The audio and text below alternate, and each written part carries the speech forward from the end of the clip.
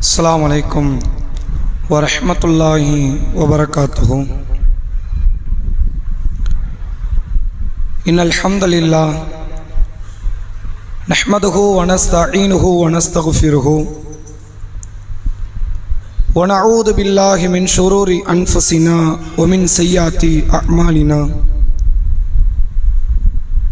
मन यहदिहिल्लाहु फला मुदिल्ल लहु व मन युद्लिलहु फला हादिय लहु व अशहदु अल्ला इलाहा इल्लल्लाह व अशहदु अन्न मुहम्मदन अब्दुहु व रसूलुहु अम्मा बाद। क़ाल अल्लाहु तआला फ़िल क़ुरआनिल अज़ीम वल फ़ुरक़ानिल मजीद फ़अऊज़ु बिल्लाहि मिनश शैतानिर रजीम। मा कान मुहम्मदुन अबा अहदिम मिर रिजालिकुम वलाकिन रसूलुल्लाहि व खातम नबिय्यीन व कानल्लाहु बिकुल्लि शैइन अलीमा।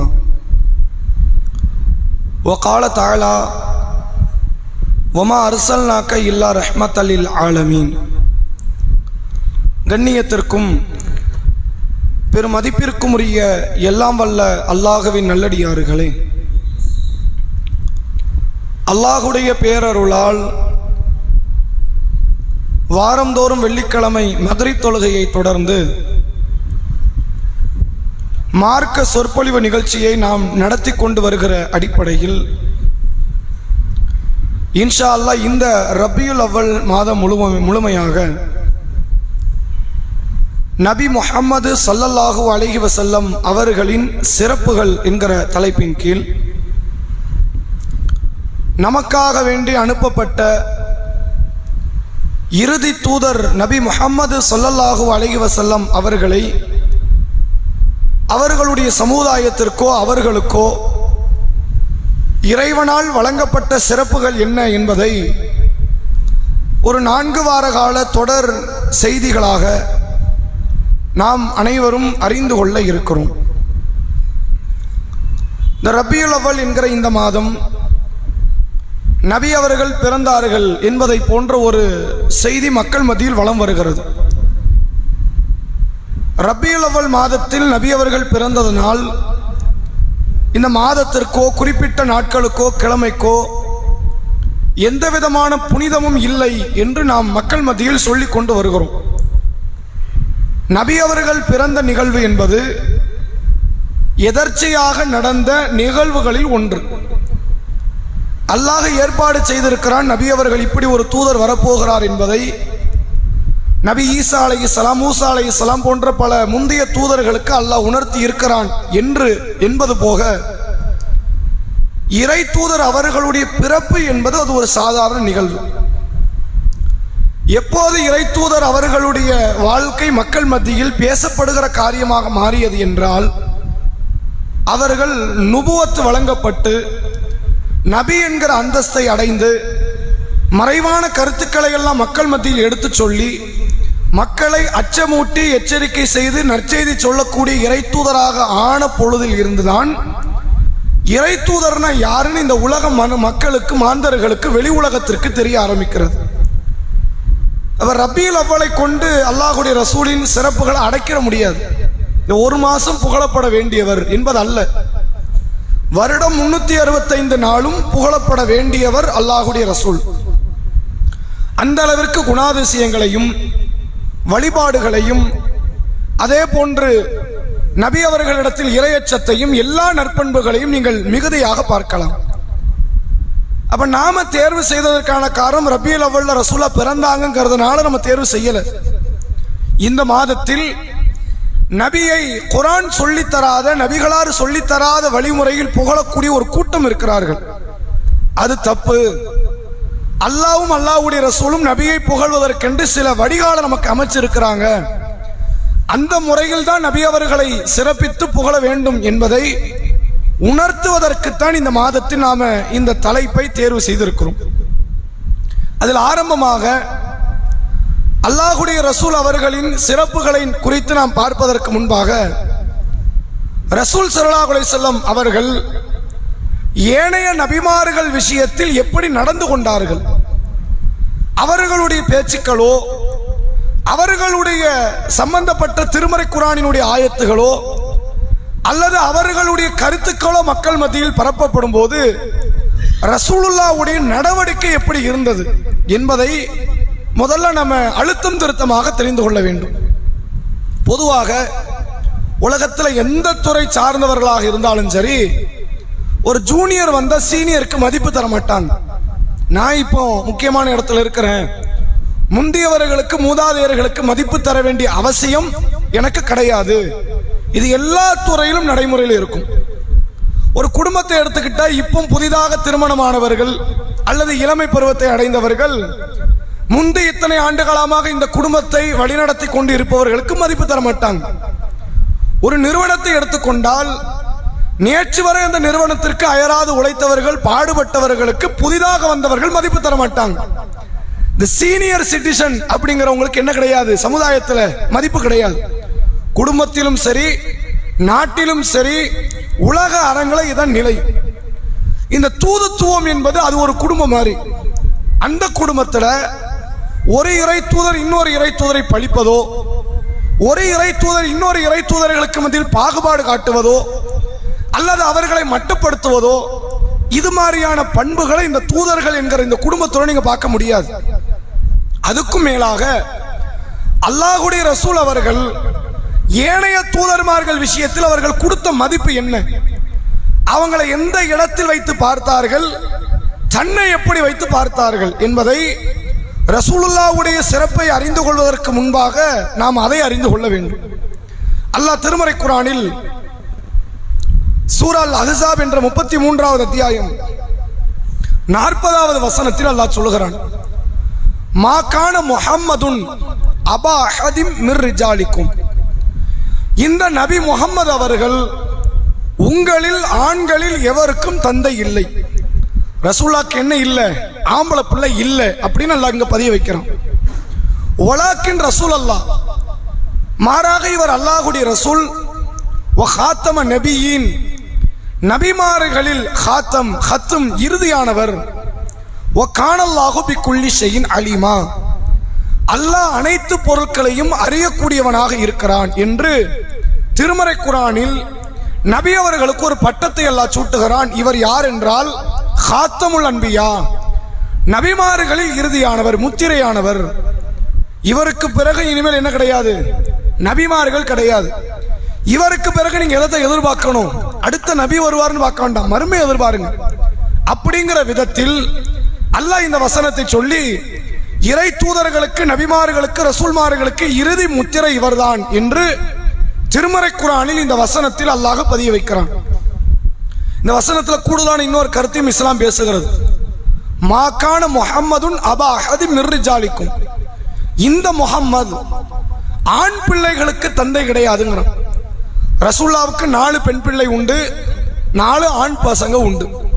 ஆனா அல்லாஹ் என்ன சொல்றான், இவருக்கு ஆம்பளை பிள்ளை இல்லை, ஆண் பிள்ளைக்கு ஒரு தந்தை இல்லைங்கிறான். ஏன் இப்படி பதிய வைக்கிறான்? 40 வயதிற்கு முன்பு அல்லாஹ்வுடைய ரசூல் அவர்களுக்கு 3 ஆண் பிள்ளை இருந்தது. யாரெல்லாம்? காசிம், அப்துல்லா, தாகிர் என்ற பேர். இது வரலாற்றில் சொல்லப்படுவது, இதற்கு ஆதாரபூர்வமான செய்தி கிடையாது. 3 ஆண் பிள்ளை என்று வரலாற்றில் சொல்லப்படுகிறது. 4 பெண் பிள்ளைக்கு ஆதாரம் இருக்கு. ஜைனபு, ருக்கையா, உம்மு குல்சும், ஃபாத்திமா ரதியல்லாஹு அன்ஹுன்ன 4 பெண் பிள்ளைகள் ரசூலுல்லாஹ்வுக்கு இருந்தாங்க. நபி அவர்கள் நுபுவத்தை அடைந்து மாரியத்து கிப்தியா என்ற நபி அவர்களினுடைய அடிமை பெண் மூலமாக ரசூலுல்லாஹ்வுக்கு பிறந்த 8வது பிள்ளை இப்ராஹிம். இந்த இப்ராஹிம் என்ற இந்த பிள்ளை ஒரு 17 மாத 18 மாத குழந்தையாக இருக்கும் மௌத்தா போச்சு. அவர் ரசூலுல்லாஹ் கரண்ட்ல இருக்கும் போது மௌத்தாவதுக்கு முன்னாடி ரசூலுல்லாஹ்க்கு என்ன இல்லை, ஆண் பிள்ளைகள் இல்லை. ஏன் இப்படி ஒரு சூழ்நிலையெல்லாம் உருவாக்குறான் அப்படின்னு கேட்டா, இதே மக்கா காஃபியர்களும் யூதர்களும் வச்ச முக்கியமான குற்றச்சாட்டு. இப்ராஹிம் நபிக்கு ஆம்பளை பிள்ளை இருந்துச்சு, அப்படிதானே? 2 ஆண் பிள்ளை. இசாக்கு நபிக்கு ஆண் பிள்ளை யாக்கூப் நபி. யாக்கூப் நபிக்கு ஆம்பளை பிள்ளை 12 ஆண் பிள்ளை, அதுல ஒருத்தர் யூசுப் நபி. தாவூத் நபிக்கு ஆம்பளை பிள்ளை சுலைமான் நபி. ஜக்கரியா நபிக்கு ஆம்பளை பிள்ளை யஹ்யா நபி. இப்படி நபிமார்களை பத்தி எல்லாம் பட்டியல் போடுற இடத்துலலாம் பொம்பளை பிள்ளை இருந்துச்சுங்கிற மாதிரி எங்கேயுமே இல்லை. இருந்திருக்கலாம், ஆனா எல்லா இடத்துலயும் என்ன இருந்திருக்கு, ஆண் பிள்ளைகளை அல்லாஹ் சொல்றான். நூஹ் நபிக்கு ஆம்பளை பிள்ளைங்கிறான். அப்படிதானே குர்ஆன் பேசுது. நூஹ் நபிக்கு பொம்பளை பிள்ளைன்னு குர்ஆன் பேசலையே, ஆண் பிள்ளைன்னு. இந்த யூதர்கள் இது மாதிரியான கருத்துக்களை எல்லாம் முன்மொழிந்து நபி அவர்களுக்கு ஒரு பட்ட பேர் வச்சான், அபுத்தர். இவர் யாரு தெரியுமா? சந்ததி இல்லாதவர். இவர் ஆம்பளை பிள்ளை இல்லையே, இருந்த நாள் ஆம்பளை பிள்ளையும் பறி கொடுத்துட்டாரு. இவருக்கு என்ன இல்லை? இப்போ ஆம்பளை பிள்ளை இல்லை. ஆம்பளை பிள்ளை இருந்தாதான் சந்ததி வளரும். அடுத்தடுத்து அவர் பேர் சொல்றதுக்கு அவர் குடும்பம் இருக்கணுமா இல்லையா? அப்படி ஆண் பிள்ளை இல்லை, எனவே இவருக்கு சந்ததி கிடையாது என்று ஒரு குற்றச்சாட்டை நபி அவர்கள் மீது ஒரு அவச்சொல்லை, பழிச்சொல்லை அந்த யூத சமுதாயத்தவர்கள் சுமத்தினார்கள். அதுக்கு தான் அல்லாஹ் வசனத்தை இறக்குறான். இன்னா அஅதைனாக்கல் கௌசர் ஃபஸல்லி லிரப்பிக வன்ஹர் இன்ன ஷானியக்க ஹுவல் அபுத்தர். அபுத்தர்னா சந்ததி இல்லாதவன் அர்த்தம்.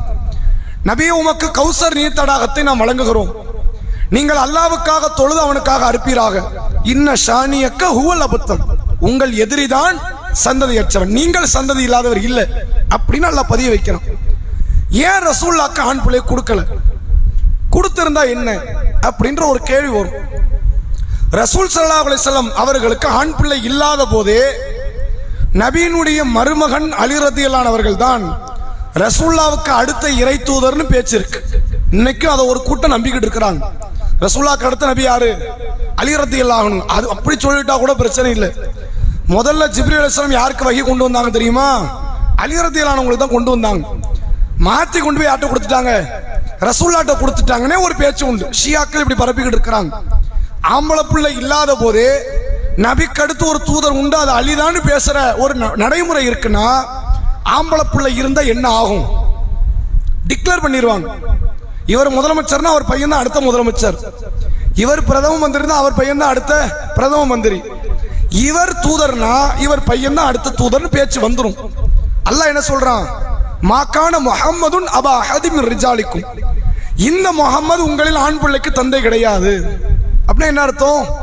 இவர் மௌத்தாகும் போது இவருக்கு ஆம்பளை பிள்ளையே கிடையாது. ஏன்? வலாக்கின் ரசூலுல்லாஹ், இவர் அல்லாஹ்வுடைய தூதர், வ காத்தம நபியின், நபிமார்களின் இறுதியானவர்.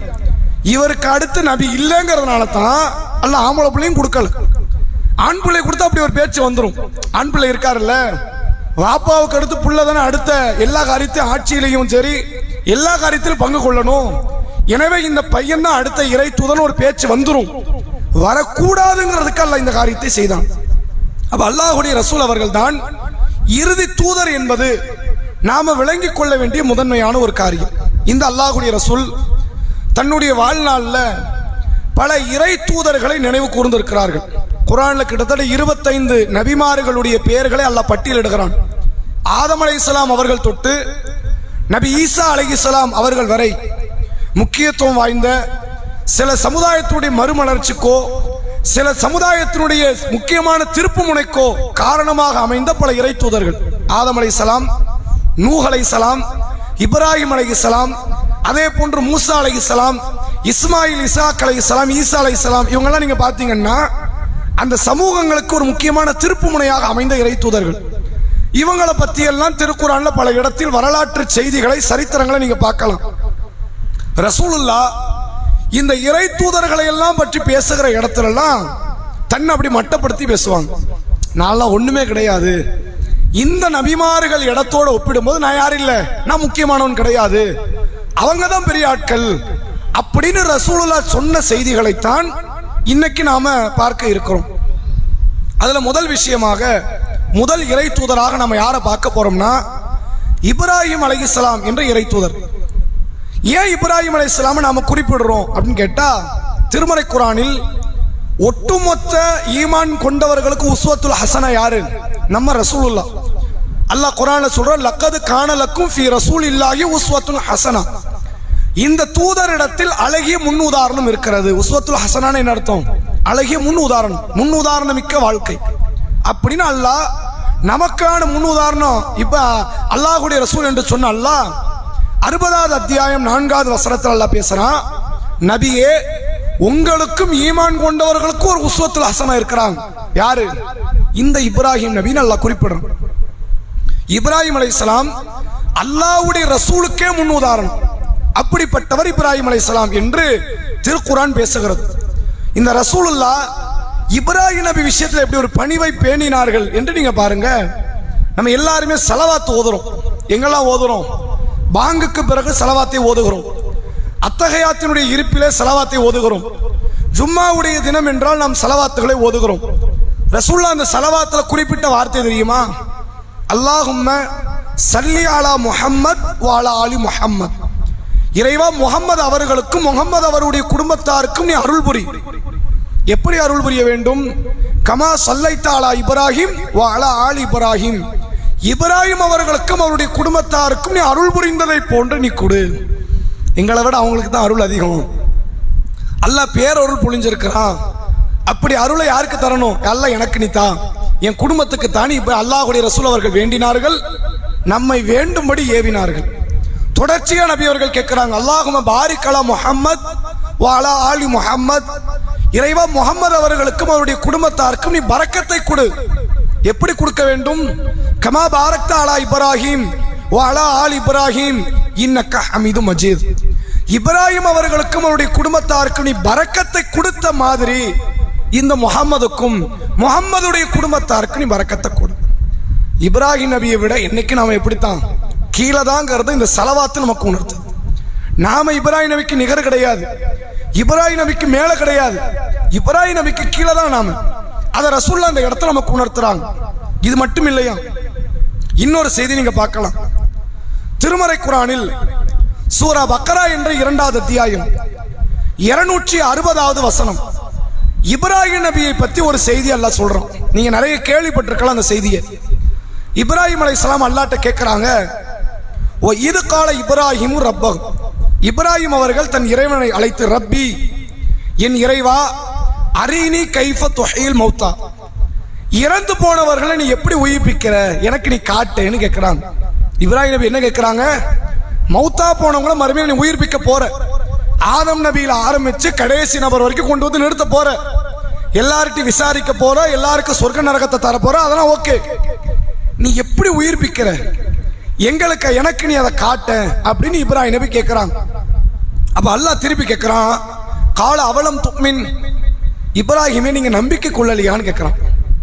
காட்டேன்னு கேட்டா என்ன அர்த்தம்? அப்ப நீங்க நம்பலையா, நான் உயிர்ப்பிக்க மாட்டேன்னு உங்களுக்கு இது சந்தேகம் இருக்குதா, நம்பிக்கை கொண்ட மாதிரி இல்லையே என்ற விதத்துல அல்லாஹ் இந்த கேள்வியை கேட்கிறான். இப்ராஹிம் அலைஹிஸ்ஸலாம் அவர்கள் சொல்கிறார்கள், கால பலா, அப்படி இல்லை இறைவா, ஒலாக்கின் ல இத்மா அன்ன கல்வி, என் உள்ளம் அமைதி அடையத்தான் நான் கேட்கிறேன். நான் நம்புறேன் நீ எதையெல்லாம செஞ்சவன், இதெல்லாம் உனக்கு ஒரு விஷயமே கிடையாது. வானத்தையும் பூமியும் பிரம்மாண்டமான பிரபஞ்சத்தை படைச்ச உனக்கு செத்து போனவனை மறுபடியும் கொண்டு வரது பெரிய விஷயமா? நான் அதை நம்புறேன். என் மனசு என்ன ஆக மாட்டுக்கு, அமைதி ஆக மாட்டுக்கு, நீ எனக்கு அதை காட்டலாமே அப்படின்னு இப்ராஹிம் அலைஹிஸ்ஸலாம் அல்லாஹ்விடத்தில் கேட்கிறார்கள். அப்ப அல்லாஹ் என்ன செய்யறான்? ஃபகுது அர்பஅத்த மின தய்ர், ஒரு 4 பறவையை நீங்க பிடிங்க, அதை நீங்க அருங்க, அதன் இறைச்சியை 4 வெவ்வேறு பகுதிகளில் மலைகள் மீது நீங்க வைங்க, நீங்க கூப்பிடுங்க, அது வரும் அப்படின்னு அல்லாஹ் சொல்றான்.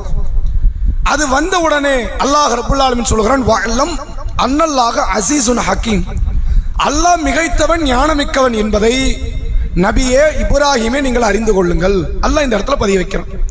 நல்ல தெல்ல தெளிவாக புரிந்து கொள்ளுங்கள். இப்ராஹிம் நபி அல்லாஹ்ட்ட கேட்கிறாங்க, நீ இறந்தவங்களை உயிர்ப்பிக்க போற, எனக்கு காட்டு. அல்லாஹ் என்ன கேட்கிறான்? நம்பலையான்னு கேட்கிறான். நம்புறேன் அல்லாஹ், மனசு அமைதியாக மாட்டுக்கு, அதை பத்தி யோசிச்சுக்கிட்டே இருக்கு, நீ காட்டிட்டா கொஞ்சம் திருப்தி ஆயிருவேன், நீ காட்டிடுறேன் அப்படின்னு கேட்கிறாங்க. அப்ப அல்லாஹ் 4 பறவையை பிடிங்க, அதை அருங்க, அதன் இறைச்சிகளை வெவ்வேறு இடத்துல நீங்க பிரிச்சு வைங்க, நீங்க கூப்பிடுங்க, அது வரும். நீங்க கூப்பிட்டு வந்துச்சுன்னா உங்க வார்த்தை காரணமா, உங்க வாய்ஸ் காரணமா, இப்ராஹிம் கூப்பிட்டாரு வருதா, நான் வர சொன்னேன்னு அது வரும். இதை வர வைக்கிற எனக்கு உங்களை உயிர்ப்பிக்கிறது ஒரு விஷயமே கிடையாது அப்படின்னு அல்லாஹ் நிரூபிக்கிறான். இந்த செய்தியை ரசூலுல்லாஹ் நமக்கு சொல்றாங்க. இதை பார்க்கும் போது ஆட்டோமேட்டிக் என்ன சிந்தனை வரும்? இப்ராஹிம் நபிக்கே சந்தேகம் தான், அப்படித்தானே தோணும். ஆட்டோமேட்டிக்கா இதை பார்த்தோன்னு இந்த சந்தேகம் வரும். பெரும்பாலான மக்களுக்கு வரத்தான் செய்யும், அதை இயல்பு. இதை ரசூலுல்லாஹ் உடைக்கிறாங்க, அப்படி சந்தேகப்பற்றாதீங்க, இப்ராஹிம் நபி அப்படி சந்தேகிக்கக்கூடியவர் இல்லைங்கிறதுக்கு ரசூல் என்ன சொல்றாங்க அப்படின்னா, ஒருவேளை இந்த விஷயத்துல இப்ராஹிம் நபி சந்தேகப்பட்டு இருந்தா அவரை விட அதிகம் சந்தேகப்பட தகுதி நமக்கு தான் இருக்குன்னாங்க. என்ன அர்த்தம்? நம்மளை விட பெரிய ஈமான்தாரி. ரசூலா தன்னை குறிப்பிடுறாங்க, என்னை விட பெரும் ஈமான்தாரி யாரு? இப்ராஹிம் நபி. நம்மளே சந்தேகப்படலை, இப்ராஹிம் சந்தேகப்படுவாங்க. யாருக்காவது இறங்கி சந்தேகம் வந்திருக்குதா? இத்தனை வருஷமா சிறு பிள்ளையில இருந்து மௌலவிமார்கள்ட்ட மார்க்கத்தை படிச்சு, தாய் தந்தைகிட்ட மார்க்கத்தை படிச்சு, பல மார்க்க பேச்சுக்களை கேட்டு இன்னைக்கு மார்க்க ரீதியாக தொழுகை வழிபாடு ஆர்வத்தோடு நம்ம இருக்கிறோம். யாருக்காவது இறங்கி சந்தேகம் வந்திருக்குதா? ஒருவேளை படைக்காம எல்லாம் இருப்பானோ, படைக்க தெரியாம இருப்பானு சந்தேகம் வந்துச்சா? அப்பப்போ ஏதாவது சிந்தனை வரும், நம்ம தட்டி விட்டுட்டு போய்கிட்டே இருக்கோம். அப்படித்தானே? நமக்கே வராத சிந்தனை எப்படி இப்ராஹிம் நபிக்கு வந்திருக்கும்? ரசூல் அதை குறிப்பிடுறாங்க. இப்ராஹிம் அவர்கள் உண்மையில் சந்தேகப்பட்டு தான் கேட்டிருந்தால் அந்த வார்த்தையை சொல்ல அதிக தகுதி யாருக்கு இருக்கு? எனக்கு இருக்கு. ஏன்? நம்மளை விட பெரிய ஈமான்தாரி இப்ராஹிம் நபி. அவங்க எப்படி சந்தேகப்பட்டிருப்பாங்க? அவங்களே சந்தேகப்பட்டாங்கன்னா கண்டிப்பாக நாமளும் சந்தேகப்படக்கூடிய இடத்துல தான் இருப்போம். எனவே இப்ராஹிம் நபியை விட மிஞ்சிய ஈமான் யாருக்கு இல்ல? எனக்கோ உங்களுக்கோ கிடையாதுங்கிறத அல்லாஹ்வுடைய ரசூல் அவர்கள் தன் தோழர்களுக்கு நமக்கு தெளிவுபடுத்தினார்கள் என்பதை பார்க்க முடிகிறது. ரசூல் அந்த இடத்துல எப்படி சொல்லியிருக்கலாம்? நான் ஒரு நாள் பொழுதாவது அல்லாஹ்ட்ட நான் கேட்டிருப்பேனா, எப்படி படைக்கிற அல்லாஹ் எனக்கு காட்டு இப்ராஹிம் கேட்டாரா இல்லையா? நம்பல, அவருக்கு கரெக்டா நம்பிக்கை, இப்படி பேசி இருக்காம இல்லையா? ஆனா என்ன சொன்னாங்க? அவரே சந்தேகப்பட்டார். அந்த சந்தேகத்துக்கு முழு தகுதி நமக்கு இருக்கு, நம்மளும் சந்தேகப்படலாம். ஆனா இப்ராஹிம் நபி சந்தேகப்பட்டு கேட்கல, அந்த மன அமைதிக்காண்டி கேட்ட ஒரு வார்த்தை என்று இப்ராஹிம் நபியை மேல்படுத்தி தன்னை கீழே தாழ்த்தி அல்லாஹ்வுடைய ரசூல் அவர்கள் பேசினார்கள் என்பதை சஹீஹ் புகாரி போன்ற ஹதீஸ் கிரந்தத்திலே நம்மால் பார்க்க முடிகிறது. இது இப்ராஹிம் நபி பத்தி. தான் யாரை விட சிறந்தவன் இல்லை, இப்ராஹிம் நபியை விடவோ இப்ராஹிமுக்கு நிகராகவோ நான் சிறந்தவன் இல்லை என்பதை அல்லாஹ்வுடைய ரசூல் அவர்கள் தெளிவுபடுத்துகிறார்கள். இதை தாண்டி குர்ஆன்ல அல்லாஹ் இப்ராஹிம் நபிக்கு ஒரு சான்று சொல்றான். வத்தஹது இப்ராஹிம கலீலா, வத்தஹதல்லாஹு இப்ராஹிம கலீலா. அல்லாஹ் இப்ராஹிமை தன்னுடைய கலீலாக, நண்பனாக தேர்வு செய்து கொண்டான். ரப்புக்கு எல்லாரும் அடிமை, இப்ராஹிம் நபி அடிமை தான். அடிமைங்கிறதுல இருந்தாலும் யாரும் மாற மாட்டாங்க. ஆனா அந்த அடிமையில ஒரு போஸ்டிங்கை உயர்த்தி கொடுத்து என்ன பண்றான்? நீங்க அடிமை தான், எனக்கு நண்பரும் நீங்க தான் அப்படின்னு அல்லாஹ் குர்ஆன்ல மனிதர்கள்ல ஒருத்தரை குறிப்பிட்டு பேசுறேன், இவர் நண்பர்னு. ரசூலுல்லாஹ் என்ன சொல்லி இருக்கணும்? இப்ராஹிம் நபி என்னப்பா நண்பர், அல்லாஹ் என்ன நண்பன் ஆக்கிட்டான் தெரியுமா? அப்படி பேசி இருக்கணும். ஆனா ரசூலுல்லாஹ் அப்படி பேசல. மௌத்து நெருக்கம். அல்லாஹ்வுடைய தூதர் அவர்கள் தன் மனைவிமார்கள்ட்ட சொல்றாங்க, நான் இந்த உலகத்தில் அல்லாஹ்வை விடுத்து ஒருவரை நண்பராக ஆக்க வேண்டும் என்று உலக மாந்தர்களை நான் தேர்வு செய்வதாக இருந்தால் நான் அபூபக்கரை தேர்வு செய்திருப்பேன். எனக்கு யாரு தான் முதல் நட்பு? அல்லாஹ் தான் வேணும். அல்லாஹ் நட்பு ஆக்கிட்டேன்னு எங்கேயும் சொல்லல. ஆனா நட்பு ஆக்கிற மாட்டானா? அல்லாஹ் இப்ராஹிம் நபி கொடுத்த மாதிரி அந்த பொசிஷனை எனக்கு தந்துட மாட்டானா அப்படின்னு நான் எதிர்பார்க்கிறேன் சொல்லிட்டு ரசூலுல்லாஹ்வுடைய கடைசி உயிர் பிரிகிற நேரம் சொன்ன வார்த்தை என்ன தெரியுமா? நபி அவர்களின் இறுதி வார்த்தை இதுதான், அல்லாஹும்ம ரஃபீகில் அஅலா, இறைவா உயர்ந்த நட்போடு என்னை இணைத்து வை. எது உயர்ந்த நட்பு? அல்லாஹ்வுடைய நட்பு. ஆதம் நபியுடைய நட்போ, இப்ராஹிம் நபியினுடைய நட்போ, மூசா நபியினுடைய நட்போ உயர்ந்த நட்பு இல்லை. அது உயர்ந்த நட்பு தான். ரப்பு நட்போடு அது உயர்ந்ததா? கிடையாது. யா அல்லாஹ் உயர்வான நட்போடு என்னை இணைத்து வை என்று இறை நட்பை கேட்ட நிலையில் நபி அவர்களுக்கு உயிர் பிரிந்தது. ரசூலுல்லாஹ்வுடைய கடைசி வார்த்தை அதுதான், அல்லாஹும்ம ரஃபீகில் அஅலான்னு கையை ஏந்துறாங்க. சொன்ன வார்த்தை சொன்ன மாத்திரம் ரசூலுல்லாஹ்வுடைய கைகள் கீழே விழுது, நபி அவர்கள் வஃபாத் ஆகி விடுகிறார்கள் என்பதை பார்க்க முடிகிறது. இப்ராஹிம் அலைஹிஸ்ஸலாமுக்கு வாழும்போது இந்த நற்சான்றை கொடுக்கிறான், நீங்க நண்பர்னு. ரசூலுல்லாஹ் ஒரு இடத்துல கூட அல்லாஹ் என்ன நண்பனாக்கிட்டான்னு சொல்லல. என்ன காரணம் தெரியுமா? அதை எதிர்பார்க்கிறாங்க. இப்ராஹிம் நபிக்கு கிடைச்ச மாதிரி அந்தஸ்து எனக்கு கிடைக்காதா? எனக்கு அல்லாஹ் தந்திர மாட்டானா? நான் ஒருவேளை அல்லாஹ்வை விடுத்து ஒருவரை நண்பராக ஆக்கி இருந்தால் நான் அபூபக்கரை ஆக்கியிருப்பேன். எனக்கு யாரு நண்பர் வேண்டாம், எனக்கு அல்லாஹ் மட்டும் நட்பு இருந்தா போதும் அப்படின்னு சொல்லி மரணித்தவர்கள் அல்லாஹ்வுடைய ரசூல் என்பதை பார்க்க முடிகிறது. இதெல்லாம் இப்ராஹிம் அலைஹிஸ்ஸலாமை விட தன்னை மட்டப்படுத்தி நபி அவர்கள் பார்த்த நிகழ்வு. இப்படி ஒரு செய்தியா? அடுத்த செய்தி பாருங்க, மூசா அலைஹிஸ்ஸலாமுடைய வரலாறு.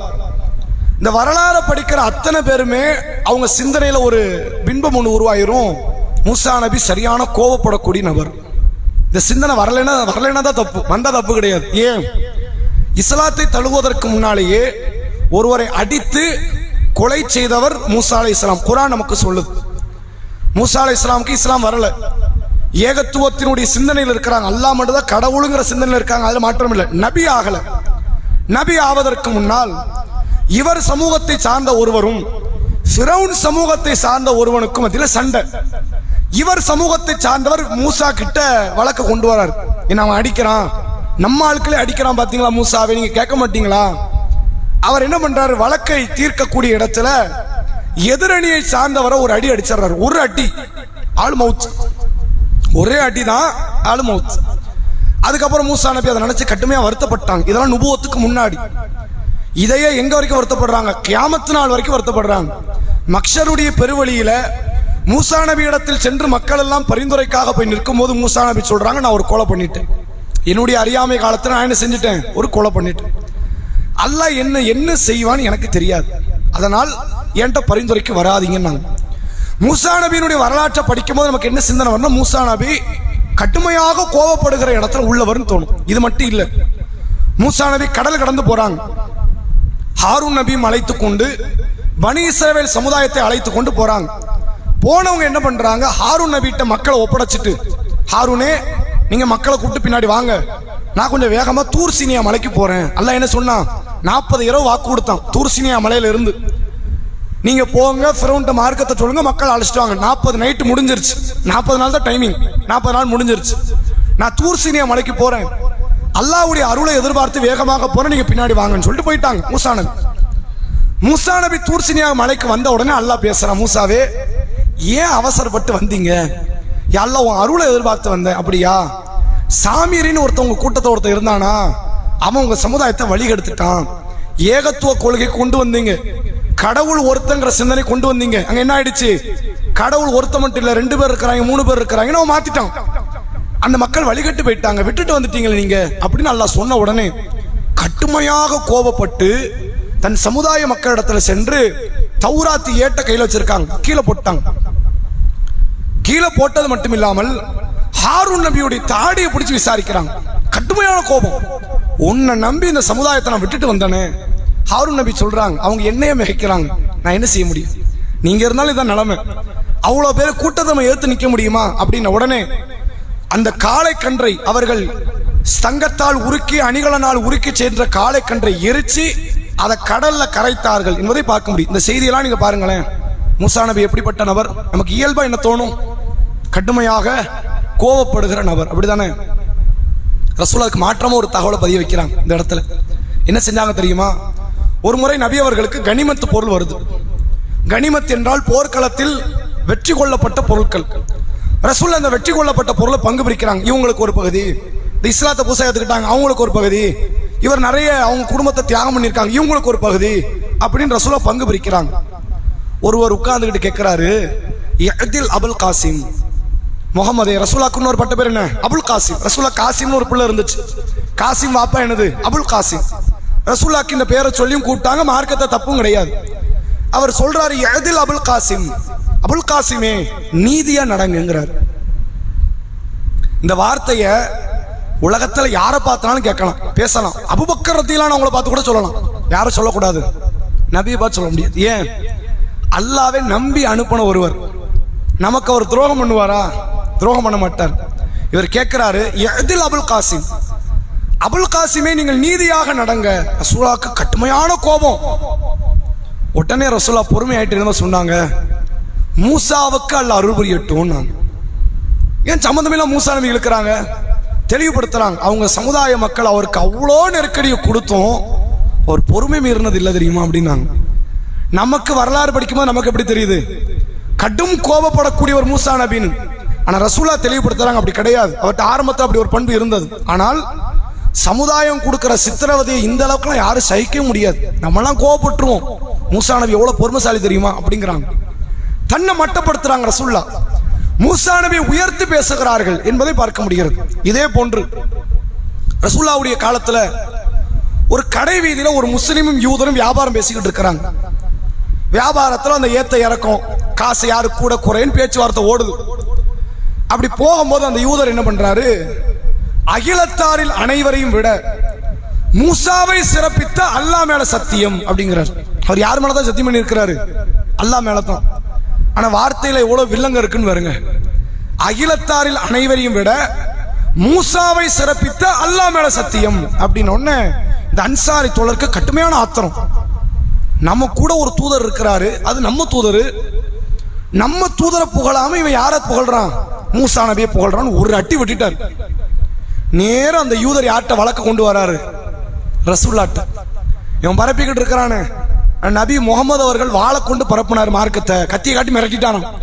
எல்லா மக்களும் இஸ்லாத்துக்கு வந்துட்டாங்களாம். நம்ம முன்னோர்கள் இஸ்லாத்துக்கு வந்தவங்க தானே, நம்ம யாரும் அரபு இறக்குமதி கிடையாது.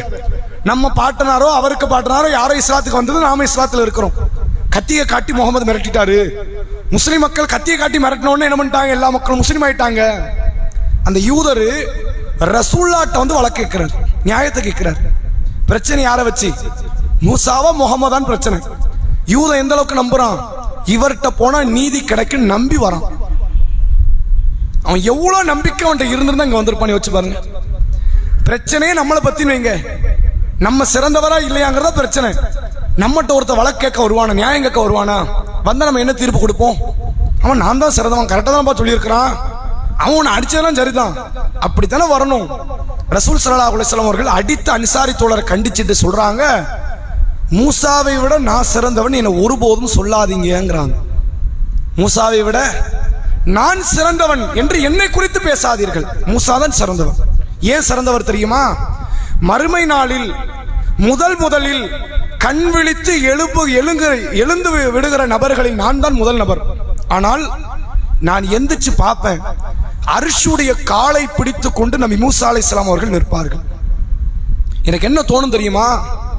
ஒருவேளை எனக்கு முன்னாடி எந்திரிச்சிட்டாரா, அல்லது அவருக்கு அந்த சிறப்பு அல்லாஹ் கொடுத்தானா எனக்கு தெரியலங்கிறாங்க. ரசூலுல்லாஹ் தெளிவுபடுத்துறாங்க, என்னை விட மூசா அலைஹிஸ்ஸலாம் அவர்கள் தான் சிறந்தவர், மூசாவை விட முகமது நபி சிறந்தவர் யாரும் பேசிடாதீங்க அப்படின்னு யாரு கண்டிக்கிறா? அல்லாஹ்வுடைய ரசூல் அவர்கள் கண்டிக்கிறார்கள். சீனியாரிட்டிக்கு எவ்வளவு மதிப்புன்னு பாருங்க. எல்லா இறை தூதருக்கு ரசூலா மதிப்பு கொடுக்கறாங்க. எந்த ஒரு நேரத்திலும் ஒரு இறை தூதரை தாழ்வுபடுத்தி இவரெல்லாம் ஒரு ஆளாங்க, நான் அவரை விட இவ்வளவு நல்லவன் தெரியுமான்னு ரசூலா பேசல. நம்ம பேசி இருப்போம். நம்ம கூட வேலை பார்க்கறவன்ட்டு அப்படிதான் பேசுறோம். 10 வருஷம் என்னதான் உழைச்சான், என்ன மாதிரி இந்த சமுதாயத்துக்கு இந்த கம்பெனிக்கு உழைக்க முடியுமா அப்படின்னு நம்ம பேசுவோம். குடும்பத்தில் வாப்பா உழைச்சு கொட்டி இருப்பாரு, வாப்பாக்கு 60 வயசு, இனிமேல் வாக்கிங் ஸ்டிக்கை பிடிச்சிக்கிட்டு வீட்டில் உட்காந்துக்க வேண்டியதான் வேலை. என்னத்த உழைச்சாரு இந்த மனுஷன்? ஒரு வீட்டையாவது ஒழுங்கா கட்டினாரா? நான் இப்பதான் வேலைக்கு போன 3 வருஷம் ஆச்சு, 2 வீடு கட்டிட்டேன் தெரியுமா அப்படின்னு வாப்பாவை மட்டப்படுத்தி பையன் பேசுவான். இப்படி இந்த சீனியாரிட்டிக்கு மதிப்பு கொடுக்காத பண்புங்கிறது நம்மகிட்ட இயல்பாவே இருக்குது. ஆனால் அல்லாஹ்வுடைய ரசூல் அவர்கள் ஒரு இறை தூதரை கூட விட்டு கொடுத்தது கிடையாது. எல்லா இறை தூதரும் உயர்ந்தவர்கள், நான் தான்பா கீழே அப்படின்னு பேசுகிற பண்பாளர் அல்லாஹ்வுடைய ரசூல். அடுத்த இறை தூதரை பாருங்க, யூசுப் அலைஹிஸ்ஸலாம், யாக்கூப் நபியினுடைய பிள்ளை, சிறு பிராயத்திலேயே தந்தையை விட்டு பிரிக்கப்பட்டார். அல்லாஹ்வுடைய நாட்டம் அது. ஒரு காலம் கடந்து கிணற்றில விழுந்தவர், கடைவீதியில் விற்கப்பட்டவர், அமைச்சர் குடும்பத்தில் வாழ்ந்தவர், சிறைவாசம் சென்றவர், பிறகு விடுதலையாகி சமுதாயத்தில் கண்ணியமிக்க ஒரு பொறுப்பை பெற்று யாக்கூப் அலைஹிஸ்ஸலாமின் சந்தித்து அரசாட்சியினுடைய முக்கிய ஒரு அங்கத்தில் வாழ்ந்தவர் யூசுப் நபி. யூசுப் நபி வரலாற்று நீங்க வேற எந்த சூறாலையும் பார்க்க வேண்டாம், யூசுப்ன்ற சூறா படிச்சா போதும். அவர் சிறுபிராயத்தில் இருந்து அவர் ஆட்சியில உட்கார்ந்த வரைக்கும் ஒரு கனவை வைத்தே ஓடும். ஒட்டுமொத்த கதையுமே எப்படி ஓடும்? ஒரு கனவு. யூசுப் நபி ஒரு கனவு கண்டார், அந்த கனவின் விளக்கம் தான் அந்த வரலாற்றினுடைய இறுதி அப்படின்னு முடியும். இந்த யூசுப் அலைஹிஸ்ஸலாம் ஏன் சிறைவாசம் போனாங்க அப்படின்னா ஏகத்துவத்துக்காக போல. இப்ப பல இறை தூதர்கள் சிறையில் அடைக்கப்பட்டிருக்கலாம், துன்பப்படுத்தப்பட்டாங்க, ஊரை விட்டு விரட்டப்பட்டாங்க. என்ன காரணம்? அவர் தௌஹீத சொன்னார், அல்லாஹ் ஒருத்தன்னு சொன்னாரு, மக்கள் எல்லாம் விரட்டி விட்டாங்க, அடிச்சாங்க, துன்புறுத்தினாங்கன்னு பல இறை தூதருடைய வரலாறு படிச்சிருப்போம். யூசுப் நபி சிறைக்கு போனது காரணம் வேற. யூசுப் நபி ஒரு அமைச்சருடைய குடும்பத்தில் இருந்தார், அதுல வளர்க்கப்பட்டவர். அப்படி அந்த குடும்பத்தை சார்ந்த ஒரு பெண், திருமணமான ஒரு பெண், யூசுப் அலைஹிஸ்ஸலாமினுடைய அழகின் மீது கவர்ந்தெழுக்கப்படுகிறார். யூசுப் நபிக்கான அழகை பத்தி அல்லாஹ்வுடைய ரசூல் சொன்னாங்க, ஒட்டுமொத்த உலக அழகுல சரிபாதி அழகு வழங்கப்பட்ட நபர் யூசுப் நபி. உலக அழகு ஒரு நபரின் அழகு அல்ல, முழு உலகத்துக்கு வழங்கப்பட்ட அழகுல சரிபாதி அழகு யாருக்கு? யூசுப் அலைஹிஸ்ஸலாம் அவர்களுக்கு வழங்கப்பட்டது என்று நபி அவர்கள் சொல்லுகிறார்கள். அப்ப பேரழகு, அவருக்கு மிஞ்சிய ஒரு அழகு உள்ளவர்லாம் மனித குலத்துல பார்க்க முடியாது, அப்படி ஒரு அழகாளர். அந்த அழகை பார்த்த உடனே அந்த குடும்பத்துல திருமணமான ஒரு பெண் தான் அந்த யூசுப் அலைஹிஸ்ஸலாமின் மீது ஆசைப்படுகிறாள். ஆசைப்பட்டதும் இல்லாம தனிமைக்கு ஒரு வாய்ப்பை தேடி தனிமையை பெற்ற பிறகு கதவை தாளிட்டு யூசுப் அலைஹிஸ்ஸலாமை விபச்சாரத்திற்கு அழைக்கிறாள் அந்த பெண். அல்லாஹ் குர்ஆன்ல சொல்றான், வலகத் ஹம்மத் பிஹி வ ஹம்ம பிஹா. அல்லாஹ்வுடைய சான்றை மட்டும் இவர் பார்க்காவிட்டால், அந்த பெண் நாடினாள் யூசுஃபை, அல்லாஹ்வுடைய சான்றை யூசுஃபுக்கு நாம் காட்டாவிட்டால் இவரும் நாடி இருப்பார். அவ ஆசைப்பட்டுட்டா, இவர் ஆசைப்படல. நான் பாதுகாத்தேங்க, நாம் பாதுகாத்ததுனால தான் இவர் ஆசைப்படல. ஒருவேளை அல்லாஹ் தன்னுடைய சான்றை யூசுஃபுக்கு காட்டாவிட்டால் இவரும் ஆசைப்பட்டு இருப்பார். ஏன்னா இதெல்லாம் மனித இயல்பு. இந்த பணத்து மேல ஆசை வரல, வேற வேற ஆசை வரலன்ற வேற, இதெல்லாம் ஹார்மோன், உடம்பே தூண்டும். யூசுஃபை நாம் பாதுகாத்தேங்கிறான். அந்த பெண் ஆசைப்பட்டா, யூசுஃபை நாம் பாதுகாத்தேன் அப்படின்னு அல்லாஹ் சொல்லி அந்த வரலாற்றினுடைய முடிவு எப்படி போகும்? யூசுப் நபி கதவை நோக்கி ஓடுகிறார். அந்த பெண் பின்னாடி துரத்தி கொண்டு வருகிறாள். கதவு திறக்கப்படுகிறது. எதிரில் அந்த பெண்ணுடைய குடும்பத்தவர்கள், கணவன்மார்கள் நிற்கிறாங்க. அந்த பெண் அப்படி பிளேட்டை மாத்திருச்சு. யூசுப் தான் என்ன செய்ய வந்தாரு? மானபங்கம் படுத்த வந்தார் என்று சொன்ன உடனே யூசுப் அலைஹிஸ்ஸலாம் அவர்கள் அதை தெளிவுபடுத்துறாங்க. அது யாரும் அங்க கேட்கறதுக்கு மனம் இல்லை. பிறகு வழக்கு வேறு ஒரு நபர்கிட்ட போகுது. யூசுப் நபியினுடைய பின்பக்கம் சட்டை கிழிக்கப்பட்டிருக்கு. அவர் சொல்றாரு, சட்டம் முன்னாடி கிழிஞ்சிருந்தா யூசுஃபுக்கு கிழிந்திருந்தால் பலவந்தப்படுத்த சென்றது யூசுப் என்று அர்த்தம். பின்னாடி கிழிஞ்சிருக்குது. அவர் என்ன பின்னாடி பக்கமே வந்தாரா?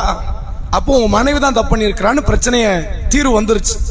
மனைவி தப்பு பண்ணான்னு தெரிஞ்ச பிறகும் அந்த பெண் சொல்றா, என்னுடைய ஆசைக்கு யூசுப் அடங்காவிட்டால், மறுத்து விட்டால் நான் அவரை சிறையில் அடைப்பேன். இவங்க அரச குடும்பம் இல்லை, அமைச்சர் குடும்பம். அரசர் வேற ஒருத்தர். நான் பொய் வழக்கையாவது சொல்லி வர நான் உள்ள தள்ளிடுவேன், என் ஆசைக்கு அவர் இறங்கு வர மாட்டாரான்னு அவ்வளவு தைரியமா குடும்ப மக்கள் மத்தியும் பேசுகிறார்.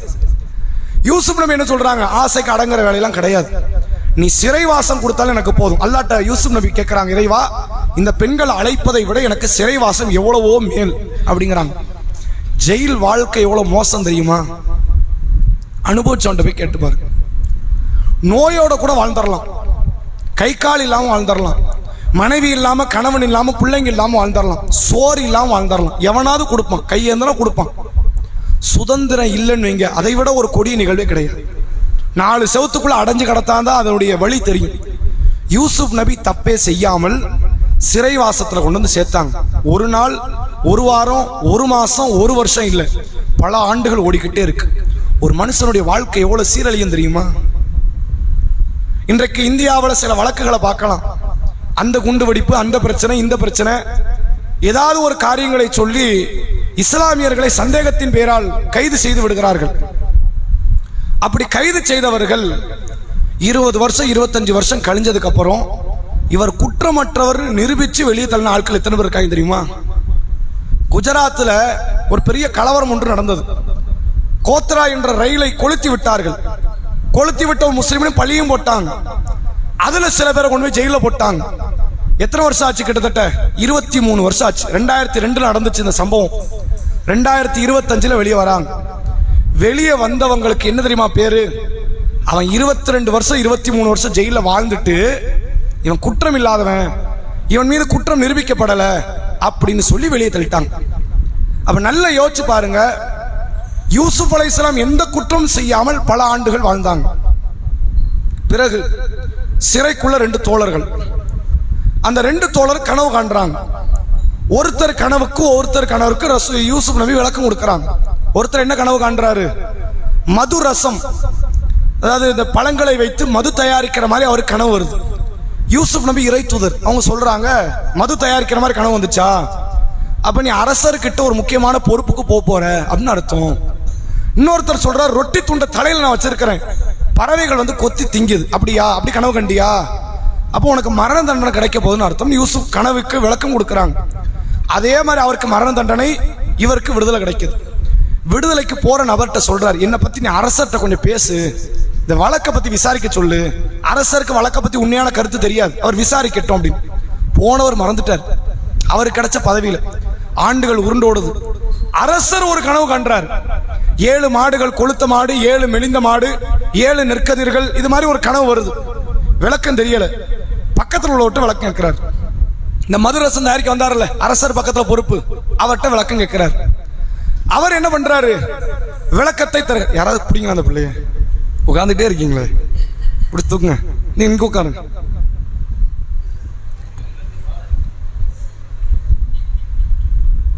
அங்க பேர் அங்க வச்சு.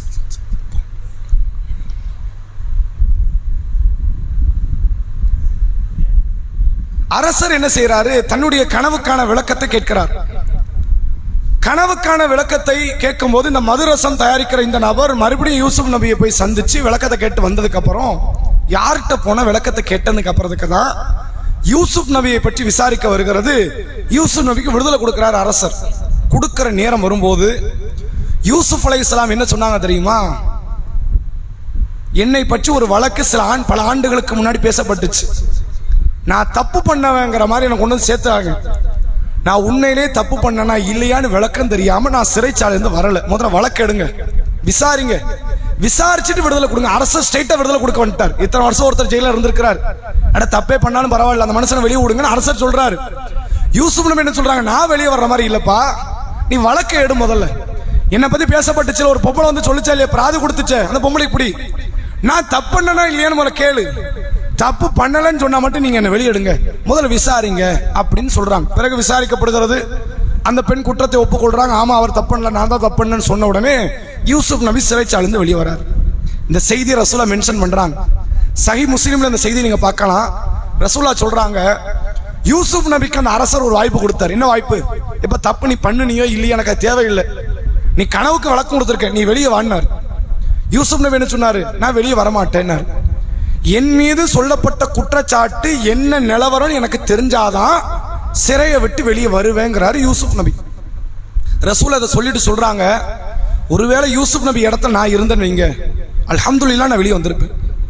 அவ்வளோ வருஷம் ஒருத்தர் சிறைச்சாலையில் இருக்க முடியுமா? யூசுப் நபிக்கு எவ்வளவு பொறுமை இருந்திருந்தா இருந்திருப்பாங்கன்னு யோசிச்சு பாருங்க அப்படின்னு பதிவு வைக்கிறாங்க. ஒருவேளை யூசுப் நபியினுடைய இடத்துல நான் இருந்து அரசர் என்ன கூப்பிட்டு நீங்க வெளியே வந்துருங்க, அது வழக்கு உண்மையோ பொய்யோ அதை விட்டுருங்க, நீங்க வெளியே வாங்கன்னு கூப்பிட்டு இருந்தா நான் வெளியே வந்திருப்பேங்கிறாங்க அல்லாஹ்வுடைய ரசூல் அவர்கள். யாரை மட்டப்படுத்துறாங்க? தன்னை மட்டப்படுத்துறாங்க. யாரை உயர்வுபடுத்துறாங்க?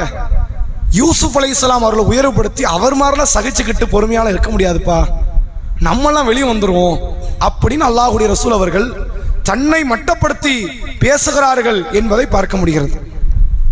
இறுதியாக அல்லாஹ்வுடைய தூதர் அவர்கள் சொன்ன இன்னொரு இறை தூதர் யூனுஸ் அலைஹிஸ்ஸலாம் என்ற இறை தூதர். குர்ஆனில் பனி இஸ்ரவேல் சமுதாயத்தில் அனுப்பப்பட்ட ஒரு அற்புதமான இறை தூதர்களில் ஒருவர் யூனுஸ் நபி. இந்த யூனுஸ் நபியினுடைய வரலாற்றை படிக்க ரொம்ப அழகா இருக்கும். என்ன காரணம் தெரியுமா? ஒரு இறை தூதர் அல்லாஹ் கண்டிச்சு தண்டித்த ஒரு நிகழ்வை சொல்லி அவர் பாவ மன்னிப்பு தேடியதை குறித்து குர்ஆன் பேசுகிறது. மீனுடைய வயிற்றில் இருந்தார் யூனுஸ் நபி. இந்த வரலாற்றை கேட்கவே ரொம்ப ரம்மியமா இருக்கும். அந்த வரலாறு அல்லாஹ் ஆரம்பிக்கிற அந்த வரலாற்றை, யூனுஸை ஒரு தூதர் ஒரு சமுதாயத்துக்கு நம்ம அனுப்பணும். சமுதாயத்தில் லட்சத்துக்கும் குறைவான மக்கள் தான் இருந்தாங்க. அந்த காயல் பண்ணதை எடுத்துக்கங்க, ஒரு 50,000 முஸ்லிம்ஸ் வைங்களேன், மாற்று மதத்தவங்களாம் சேர்த்தா ஒரு 10,000 பேர் இருப்பாங்க, ஒரு 60,000 பேர் இருக்கிறாங்க அப்படின்னு வச்சுக்கிட்டா, யூனுஸ் நபி தூதர் அனுப்பப்பட்ட சமுதாயத்தில் மொத்த மக்களே எவ்வளவு? 1,00,000 குறைவு. இந்த ஊரை விட கொஞ்சம் கூட இருந்தாங்க, அவ்வளவுதான். அந்த ஊருக்கு அனுப்பப்பட்ட இறை தூதர் யாரு? யூனுஸ் நபி. யூனுஸ் அலைஹிஸ்ஸலாம் மக்கள்கிட்ட போய் பிரச்சாரம் பண்றாங்க. எல்லா இறை தூதரும் பண்ண மாதிரி பண்றாங்க. எல்லா இறை தூதரும் மக்களை எப்படி புறக்கணிச்சாங்க? இவர் பொய்யரு, ஏமாத்துறாரு, பைத்தியம் அப்படின்னு என்னெல்லாம் சொல்லணுமோ யூனுஸ் நபி அப்படி சொன்னாங்க. யூனுஸ் நபி அல்லாஹ்ட்ட துஆ செய்றாங்க, யா அல்லாஹ், நான் எத்தனையோ வருஷம் சொல்லி பார்த்தேன், ஒருத்தனும் கேட்கற மாதிரி தெரியல, நீ சமுதாயத்தை அழிச்சிரு அப்படிங்கிறாங்க. இறை தூதர்கள் கடைசி இப்படி ஒரு துஆ செஞ்சுட்டு அல்லாஹ் என்ன செஞ்சிருவான்? வேதனையை கொண்டு வந்துருவான்.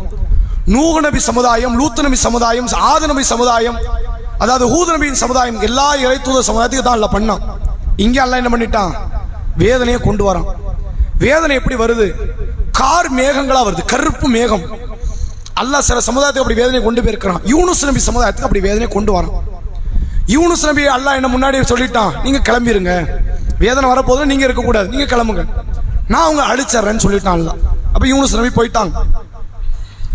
திரும்பி வந்து பார்க்கறாங்க, ஊர் அழிஞ்சிருக்குன்னு, ஊர் நல்ல நிம்மதியா இருக்கு, நல்ல சகஜமா நிம்மதியா சிரிப்போடு வாழ்ந்துகிட்டு இருக்கிறாங்க. என்ன நடந்துச்சு அப்படின்னா, வேதனை வருவதை பார்த்தவுடன் அந்த மக்கள் இஸ்லாத்தை ஏற்றுக்கொண்டார்கள். ஒட்டுமொத்த மக்கள், 1,00,000க்கும் குறைவாக மக்கள் இருந்தாங்க, அத்தனை பேர் இஸ்லாத்துக்கு வந்துட்டாங்க. மேகத்தை பார்த்தியா? அது பார்த்தா மழையை கொண்டு வர மாதிரி தெரியல, வித்தியாசமா இருக்குது. நம்மகிட்ட கொஞ்சம் வருஷமா ஒருத்தர் இறை தூதர் அவர் உண்மையை தான் சொல்லியிருக்காரு போல, நம்ம தான் பொய்ப்படுத்திட்டோம், யாரெல்லாம் எங்களை மன்னிச்சிரு, உன்னை நம்புறோம், தூதரை நம்புறோம்னு உடனே சுஜூதுல விழுந்து மன்னிப்பு தேடி கலிமாவை மொழிந்து இஸ்லாத்தை ஏற்றுக்கொள்கிறார்கள். அல்லாஹ் வேதனையை கொண்டு வந்து திருப்பி கொண்டு போன கதையே கிடையாது. கொண்டு வந்துட்டாலே கதை முடிஞ்சிடும். இந்த சமுதாயத்தை மட்டும் அல்லாஹ் விட்டு வைக்கிறான். மன்னிப்பு கட்டியா, சரி நானும் மன்னிக்கிறேன்னு வேதனை எடுத்துட்டான். குர்ஆன்ல அல்லாஹ் பதிய வைக்கிறான், யூனுஸ் நபியின் சமுதாயத்தை தவிர வேற எந்த சமுதாயத்திற்கும் வேதனை போயிட்டு திரும்பி வந்ததே கிடையாது. போச்சுன்னா அழிக்க தான் போகும். ஆனா இங்க மட்டும் தான் திரும்பி வந்துச்சுங்க. யூனுஸ் நபி வராங்க, சமுதாய மக்களை பார்க்கறாங்க. இதைத்தானடா நான் இத்தனை வருஷம் நான் தாவா செஞ்சேன், நான் செய்யும் போது தெரியாத உங்களுக்கு வேதனை பார்த்தோன்னு தெரிஞ்சிருச்சா அப்படின்னு சமூக மக்கள் மீது கோபப்பட்டு ஒரு படகுல யூனுஸ் நபி பயணிக்கிறாங்க. படகுல இருந்து தவறி விழக்கூடிய யூனுஸ் நபியை மிகப்பெரிய மீனுடைய வயிற்றுக்குள்ள அல்லாஹ் சிறை பிடிக்கிறான். அல்லாஹ்வுடைய சிறைன்னு அது எப்படி இருக்கும்? வான் உலகத்திலையும் இருக்கலாம், அடி ஆழம் பூமியிலும் இருக்கலாம், கடலுக்கு மத்தியிலும் கொண்டு வந்து வைப்பான். ஒரு இறை தூதர் அல்லாஹ்வுடைய மார்க்கத்தை கடைபிடித்த வழிபாட்டில் தேர்ச்சி மிக்க இறையச்சம் மிக்க ஒரு இறை தூதரை மீனுடைய வயிற்றில் அல்லாஹ் சிறை வைக்கிறான். யூனுஸ் நபி என்ன பண்றாங்க? சில நாட்கள் போகுது, அல்லாஹ் கிட்ட துவா செய்யறாங்க. லா இலாஹ இல்லா அன்த சுப்ஹானக இன்னி குன்து மினல் ஸாலிமீன். யா அல்லாஹ், உன்னை தவிர வணக்கத்திற்குரியவன் வேறு எவனும் இல்லை. நான் தான் அநியாயக்காரன், நீ பரிசுத்தவான், என்னை மன்னிச்சிரு அப்படின்னு யூனுஸ் நபி துவா செய்யறாங்க. அல்லாஹ் என்ன செய்யறான்? மீன் வயிற்றில இருந்து வெளியே கொண்டு வரான். யூனுஸ் நபியை ஒரு பறந்து விரிந்த பரப்பளவில் தூக்கி எறிகிறான். பிறகு யூனுஸ் நபி நல்ல நிம்மதி ஆயிட்டாங்க அப்படின்னு அல்லாஹ் இங்க பதிய வைக்கிறான். சொல்லும் போது என்னதுமா சொன்னான்ல, ஒருவேளை யூனுஸ் பாவ மன்னிப்பு தேடாமல் இருந்தால் கியாமத்து நாள் வரை இவரை தூக்கி நான் என்ன பண்ணிருப்பேன்? மீனுடைய வயிற்றுல வச்சிருப்பேன். அவர் கோவப்படலாமா சமுதாயத்து மேல? நான் ஒரு சமுதாயத்தை அழிக்காம விட்டுட்டா அவர் சமுதாயத்து மேல கோவப்படுவாரா அப்படின்னு அல்லாஹ் யூனுஸ் நபியை கண்டிக்கணும். கண்டிச்சது மட்டும் இல்ல, சூரா கலம் எடுத்து பாருங்க. அல்லாஹ் ஒவ்வொரு இறை தூதரை சொல்லும் போது இவர் மாதிரி இருன்னு சொல்றாமல, யூனுஸ் நபியை குறிப்பிடும் போது சொல்றான், மீன் உடையவரை போன்று நபியை நீ இருக்காதேங்கிறான். இது எவ்வளவு பெரிய மோசமான விமர்சனம் யோசிச்சு பாருங்க. அல்லாஹ் ஒரு இறை தூதரை குறிப்பிட்டு நபியே முகமதே யூனுஸ் மாதிரி நீ ஆயிடாதேங்கிறான். அப்ப நீங்க ஆட்டோமேட்டிக்கா இந்த வரலாற்றெல்லாம் நீங்க படிக்கும்போது உங்களுக்கு என்ன சிந்தனை வரும்? பொதுவா நமக்கு என்ன சிந்தனை வரும்? மோசமான இறை தூதர் தான் போல, அப்படிதானே வரும். அல்லாஹ்வுடைய ரசூல் உடைக்கிறாங்க அந்த கருத்தை. மக்களே, உங்கள யாரும் யூனுஸ் பின் மத்தா என்ற அந்த இறை தூதர், யூனுஸ் அலைஹிஸ்ஸலாமுடைய வாப்பா பேர் என்ன? மத்தா. யூனுஸ் பின் மத்தாவை விட நான் சிறந்தவன் என்ன ஒருபோதும் சொல்லாதீங்க. நாங்க சொல்ல யூனுஸ் தான் என்னை விட சிறந்தவன், நான் அவருக்கு கீழேங்கிறாங்க. இப்படி எந்த வரலாற்று செய்தியை படிக்கும் போது நமக்கு அந்த இறை தூதரை பத்தி நெகட்டிவா ஒரு சிந்தனை வந்தா கூட உடனே அல்லாஹ்வுடைய ரசூல் உடைக்கிறாங்க. தப்பா நினைக்காதீங்க, இப்ராஹிம் நபி என்ன விட சிறந்தவர், மூசா நபி என்ன விட பொறுமைசாலி, யூசுப் நபி என்ன விட பொறுமைசாலி, யூனுஸ் நபி என்ன விட சிறந்தவர், எல்லா இறை தூதரோட நான் தான் கீழே இருக்கிறேன் என்று அல்லாஹ்வுடைய ரசூல் அவர்கள் பதிய வைத்துக் கொண்டு இருக்கிறார்கள் என்பதை பார்க்க முடிகிறது. இது அல்லாஹ்வுடைய ரசூல் அவர்களின் பெருந்தன்மை.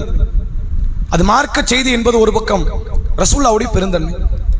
எந்த இறை தூதருமே என்னை விட அவர்கள் தாழ்ந்தவர்கள், நான் தான் அவர்களை விட உயர்ந்தவர் என்று ரசூலுல்லாஹ்வுடைய பேச்சு இல்லை என்பதை பார்க்க முடிகிறது.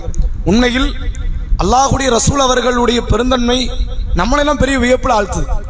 எந்த இடத்திலாவது பேசலாம்ல, அந்த இறை தூதர் என்னப்பா அவரை விட நான் தான் பெரிய ஆளு, அந்த வார்த்தை வரல நபி அவர்கள்ட்ட. அல்லாஹ்வுடைய ரசூல் அவர்கள் அந்த அளவிற்கு ஏனைய இறை தூதர்கள் விஷயத்தில் மதிப்பளிக்கக்கூடிய நபராக இருந்தார்கள். உண்மையில் ரசூலுல்லாஹ் தலைச்சிறந்த நற்குணவாதிதான் என்பதை இந்த செய்தியின் வாயிலாக நம்மால் புரிந்து கொள்ள முடிகிறது. இன்ஷா அல்லாஹ் இதனுடைய தொடர் செய்திகளை நாளைக்கு நாம் அறிந்து கொள்வோம். நாளைய தினத்தில் நேரடி கேள்வி நிகழ்ச்சி. சுப்ஹானக்கல்லாஹு வ பிஹம்திக அஷ்ஹது அல்லா இலாஹா இல்லா அன்த அஸ்தக்ஃபிருக வ அத்தூபு இலைக். அஸ்ஸலாமு அலைக்கும்.